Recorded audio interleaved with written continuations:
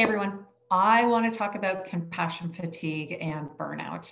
Why is that? Well, we all have gone into the coaching industry because we want to help people, because we're passionate about teaching people how to learn new strategies and way of living and ways of being.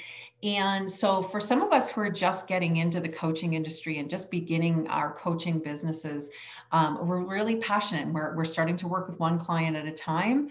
And that will continue to build over time. And then there may be some of you who are listening who already have a thriving business, a thriving practice, and really need to be mindful of how this can show up for us when we're helping others. So in order to really look at what we can do about it, we first need to start with understanding what is compassion fatigue and burnout, and really what's the difference between the two, because you'll hear people interchange those terms. When it comes to compassion fatigue, this can really be on a spectrum. It can be show up as really mild, and then it could also, continue to progress into more severe symptoms. Some of your early warning signs around compassion fatigue is when it shows up in your work with your clients. So it can show up as in the ability to really feel empathy for your clients. If you find that clients are, you're preparing for sessions, you're really not looking forward to that session, or you're in a space where you're hoping your client will cancel on a continual basis, that you're struggling in seeing your client's magnificence in the same way. That usually is an early warning sign that when there's something sort of playing out with your client, that you may be experiencing some compassion fatigue. And this can spill over into our personal lives. It can spill over and impact us with our loved ones. If we work with other people, it can show up with coworkers and how we interact as well. Compassion fatigue is really like a deep physical and emotional exhaustion. People will really interpret or articulate that they just have nothing left to give. And so if those are some things that are showing up for you, know that, it's probably an early warning sign around compassion fatigue. Where burnout really takes compassion fatigue almost to the next level. It's like compassion fatigue 2.0. Burnout is really the result of a chronic state of stress over time that there is no release of the entropy of that stress. So whether we release the stress by delegating, or by doing something differently, or reprioritizing. When we don't do that and the entropy builds and builds and builds, it creates a chronic state of stress where there's no sort of release point. The other thing is that what we'll often describe as what we call the bifurcation point. And that's when we have so much entropy on that bifurcation that, often we can break through that. And when we break through that bifurcation point, that's where we can learn new skills and ways of doing things differently. But with burnout, we're never actually bursting through that bifurcation point, and there was never really a release to the ongoing stressors, the ongoing entropy.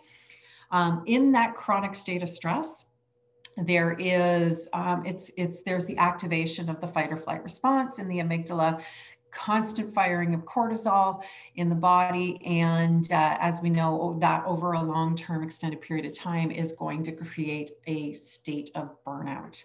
So that's what we really want to be aware of. We really want to be mindful of this. These are the warning signs if that's happening, to pay really close attention to. So 7 pillars to support yourself in your work. So what can you do about it when those warning signs start to show up? Well, number one, you really want to be self-aware, right? So you constantly want to be tuning into yourself and what's going on for yourself. Are you in a constant state of stress? Is there ways for you to manage your stress differently?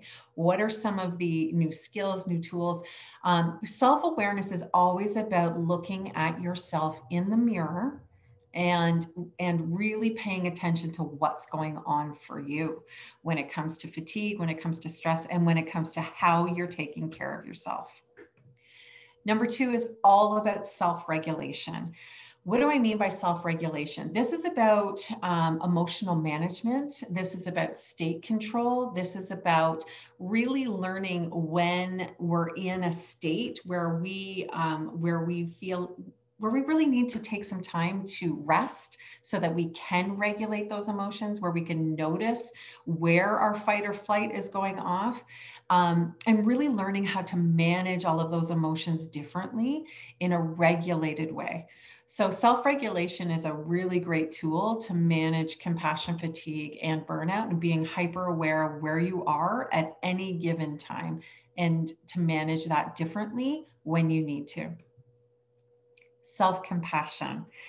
When we're in compassion fatigue and when we're in burnout, often what we'll find is people will start to actually beat themselves up for being where they're being, or where they are. So it's really about being compassionate with yourself and recognizing that the fatigue is showing up for a reason. The burnout is showing up for a reason. And perhaps it's showing up to say, you need to do things differently. Perhaps it's saying you need to slow things down. Perhaps it's saying you need to take a break.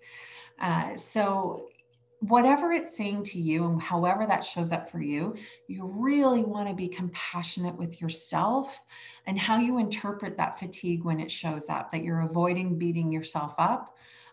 When you have, especially when you have particular thoughts or beliefs that may show up because of compassion fatigue with your clients.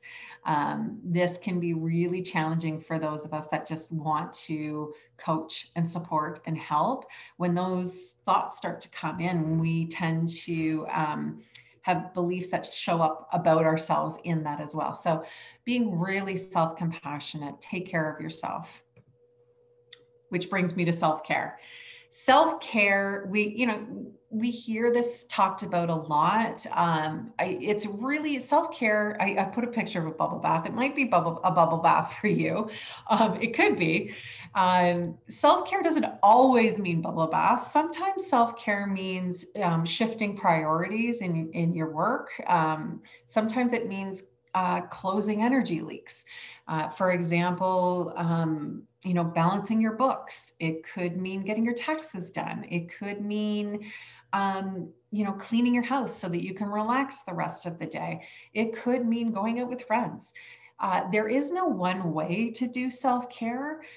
It really is an individual choice around how you do that in order to hit the reset button for yourself and to give that amygdala time to just calm, soothe, and be in a good place. So start thinking about, what do you need for your own self-care? I know what I need for self-care. I'm huge on fun and play. If you're not having fun and you're not playing, I would really give some thought as to why that is. For me, fun is very high on my list of values when it comes to career and when it comes to my personal life. I love to laugh, I love to have fun, and I encourage you to do it as well. If you're not having fun right now, you need to reevaluate what you're doing. And actually, even if you're busy, schedule time to have fun. Get together with friends, do something different, whatever that looks like for you. Go play, go and have some fun. You deserve it. It will help you to recharge your batteries so that you could be present with people again. I know for me, I will often say, if I'm going to say, take a weekend away to have fun and play, I actually refer to it as tapping out. So I'm tapping out from my work. And then when the weekend's over, I will tap back in. So it's really about an unplugging and then a plugging back in when I need to. So please have some fun.